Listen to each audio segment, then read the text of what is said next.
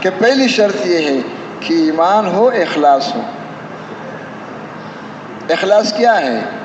کہ اس نماز پر جو کچھ اللہ دیں گے اس کے ملنے کا شوق ہو۔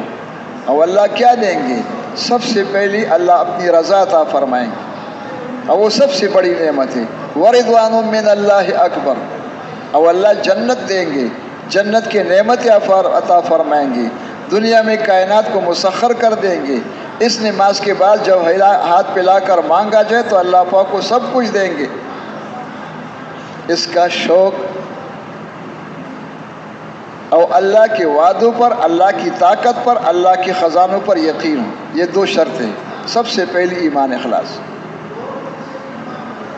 یعنی کہ من قام لیلۃ القدر آگے ہو جائے گا۔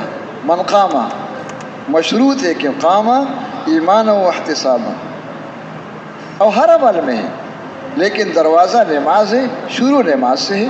اگر نماز میں ایمان اخلاص ہے تو باقی جگہوں میں ہو سکتا ہے، اگر نماز میں نہیں تو باقی جگہوں میں نہیں ہو سکتا ہے۔ آپ پڑھتے رہتے فضائل کی کتابوں میں کہ قیامت کے دن اعمال میں سب سے پہلے حساب فرض نماز کا ہے۔ اگر نماز اچھی نکل آئی تو کامیاب ہے، اگر نماز میں کمی ہے تو ناکام ہے۔ اس طرح دنیا میں دین جو ہے اس اعمال صالحہ کی بنیاد نماز ہے۔ مسلمان کی زندگی بقدر نماز ہے، اور نماز بقدر زندگی۔ تو وہ نماز مراد ہے جس کا ظاہر بھی ٹھیک ہو اور باطن بھی ٹھیک ہو۔